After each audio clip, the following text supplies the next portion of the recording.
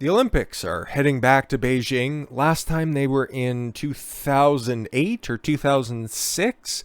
They were there for the Summer Olympics, okay? Nobody really had that much of a problem with it at the time, but they're returning for the 2022 Winter Olympics, and there are a bunch of countries dropping off. And one of the ones that were hanging out for at least a little bit longer than most people anticipated it, mostly because, you know, who's currently in the White House, and he doesn't want to disrupt anything with Xi, obviously. But it looked like they were going to hang on and be probably one of the highest profile participants in the Winter Olympics. But they made a statement earlier this week, and the United States aren't going to be kicking around in China, okay? I'm pretty sure Canada dropped off. I'm sure a bunch of other countries in Europe have as well, and they'll probably cover it in one of these articles that we have here. But yeah, they ain't going. And that sucks, okay? Because I really would have wished that there would have been a more formal statement from the government themselves, so you would have gave the athletes a heads up. It's like, okay, listen, you guys got to practice, and you guys got to train, and you got to peak so you can properly achieve top performance for the Olympics, okay? And you're doing your planning, and you're doing your training for 4 years, okay? And you're trying to hit that certain level of excellence, and then all of a sudden, the events are just yanked out from under your feet. That sucks, and my heart goes out to those people because I know how fucking hard they train, and I know how difficult that shit is, and for them to drag their feet on this one, yeah, that just, I don't give a fuck about China.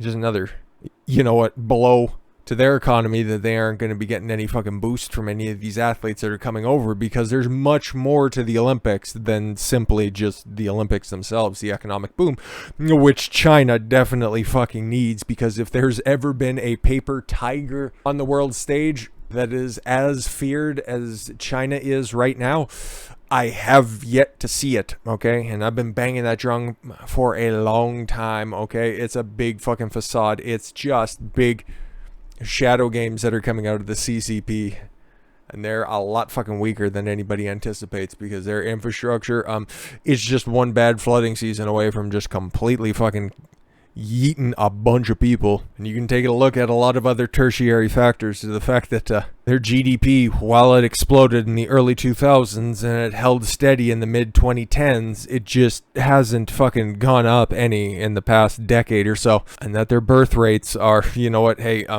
not anywhere near close to replacement levels. So there's multiple reasons why China is not nearly the big boogeyman that, well, really Fox News and the fearmongers that are out there, especially on the right, would have you believe. But yeah, this upcoming Olympics, right, because we're talking about the Olympics, this next Olympic cycle is really going to be fucking weak, and that's for true.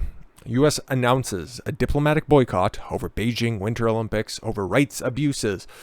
At least they're hitting on the right issues, okay? The United States said on December 6th that it won't send an official delegation to Beijing for the 2020 Winter Olympics in protest against the Chinese regime's ongoing human rights crisis in Xinjiang. They got it. They got so close. All you have to do is just say, stop committing a genocide in Xinjiang province against the Uyghur Muslims.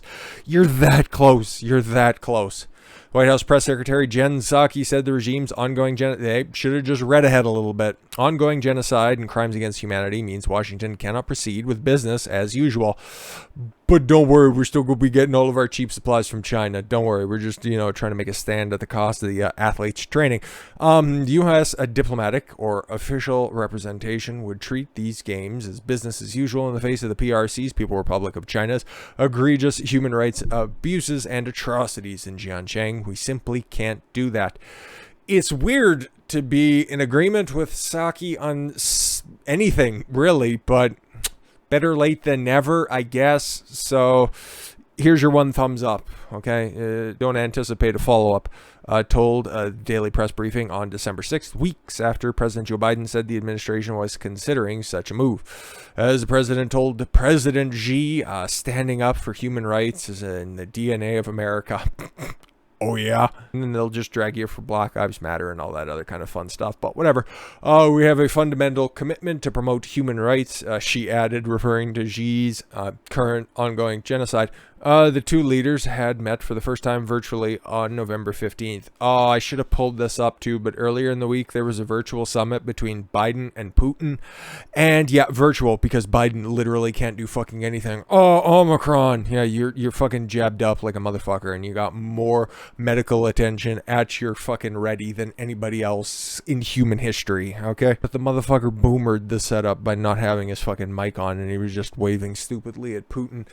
So again, if you needed a more emblematic representation of the current administration, an old man staring into a camera just waving helplessly because he can't get his fucking mic to work seems about as on the nose as you could possibly get it. The Chinese regime's expansive campaign of repression against Uyghurs and other Muslim minorities in the far west region of Xinjiang region, which has been designated by the United States and others as a genocide, drawing a rising international condemnation. Activists and lawmakers around the world have called for varying levels of boycotts for the Beijing Games in response. Last time the United States staged an Olympic boycott was 1980. Then President Jimmy Carter. Wow, just another parallel between the Biden and Carter administration, but this one's actually fine. More than 60 nations to protest the Soviet Union's invasion of Afghanistan. Oh yeah, cool. What did they do 14 years later? Anyways, I guess 21. Jesus Christ, duh. Anyways, and refused to send athletes to compete in the Summer Olympic Games in Moscow, forming the largest boycotts in Olympic history. This one might get up there. It might get up there. The boycott, Saki stressed, doesn't signify the end of concerns we raise about human rights abuses in Xinjiang, but we don't want to do anything, any harder. The holidays are coming up, right? We got to wind down for this type of shit.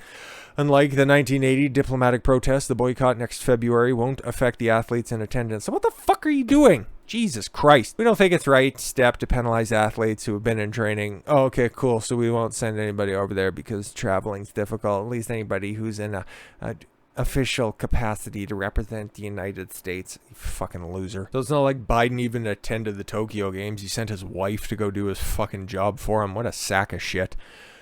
The athletes on Team USA have our full support. Cool, yeah, to go prosper into China. Useless. We will be behind them 100%. We will cheer them on from home. Okay, cool. You know how I said I gave her a thumbs up earlier in the video? I go ahead and retract that. The boycott is likely to provoke Beijing, and yes, actually, it has, because Beijing warns US will pay a price. How much of a price? For diplomatic boycott of 2020 Winter Olympics. Cool, they're still sending their athletes, so you're still going to get a boom off of that as much as you can. Even though I thought I seen this as well, they aren't going to be allowing any foreign attendees, and only certain, probably above a certain social credit score, will be allowed to attend the actual games when they do happen in February? Something like that. I don't know. I ain't watching. The communist regime in China on December 7th renewed threats to reiterate against a planned U.S. diplomatic boycott of the 2022 Beijing Winter Olympics, saying it would take resolute countermeasures. The United States will pay a price for its practices. Foreign Ministry spokesperson Zhao Lianjiang said at a daily briefing on Tuesday when asked about the specific countermeasures. You may stay tuned for follow-ups. Same communist time, same communist channel.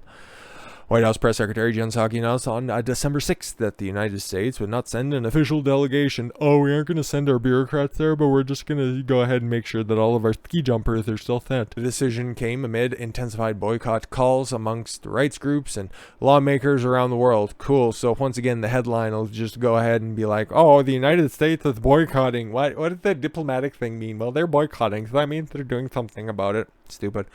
The United States and other Western countries have labeled Beijing's actions as a genocide in reference to the Xinjiang province's concentration camps. The diplomatic boycott would affect the athletes. When Zhao asked that the Chinese regime would boycott the 2028 Los Angeles Summer Olympics and a potential 2030 games in Salt Lake City. Wait, what? They're going to get back-to-back games? Whatever. Why the fuck are the Mormons getting the games again? They just had them 30 years prior to that. He refused to comment, saying Washington should realize the consequence of its move. Cool. I like big scary talk too. Following the U.S. decision, New Zealand said on Tuesday that it won't send official delegations. Oh my God, citing coup concerns, of course, because Jacinda Ardern will make literally anything about the pandemic, and any way that she can keep more people within the borders and confines of her country, you fucking well better believe that she's going to be taking them. Other countries like Australia and the United Kingdom and Canada, which have also condemned the regime's human rights abuses, said that they are considering their positions. I thought Canada backed out, or maybe they were just considering around the same times. Man, fuck all these people. When asked whether the Beijing worried the diplomatic boycott could generate a domino effect, Zhao said the events were for athletes, adding that official attendance wouldn't have any effect on the games in Beijing. I wonder if we're gonna have one of those 1936 Berlin games, hostage situations again. I'm just saying, you send people into China, they have a tendency to not come back. Washington's symbolic boycott of the games has drawn applause from groups representing those victimized by the Chinese regime. Well, you should probably take another step forward, though, because honestly, not sending bureaucrats is a little bit different than not sending athletes.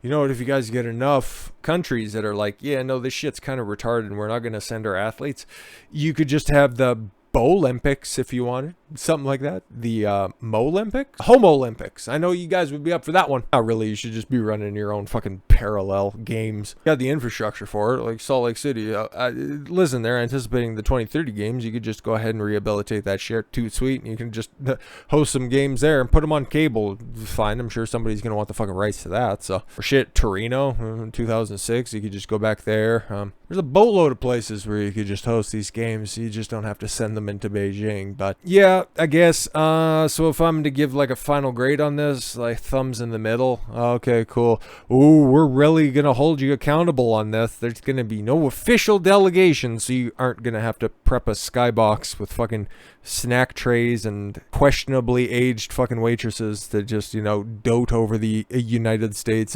bureaucratic delegation that would be showing up because we're taking a hard stance against your human rights abuses, but we don't want to affect the games in any, a discernible way. And fuck them. Let's talk about this eventually upcoming a media endeavor by the former man in the White House. Yes, Trump's media organization. There's been some twists and turns, and I know that it was supposed to launch in November, and it's like, we're in December, Trump. Where the fuck's your media company? Well, we got some developments on that one, and it looks troubling and promising. It's a mixed bag, kind of like this Olympics announcement, so let's get into that. With that said, I thank you all very much for the gift of your time. I've been Don Consuelo. I want you to follow your gut and get after it. Take care, everyone.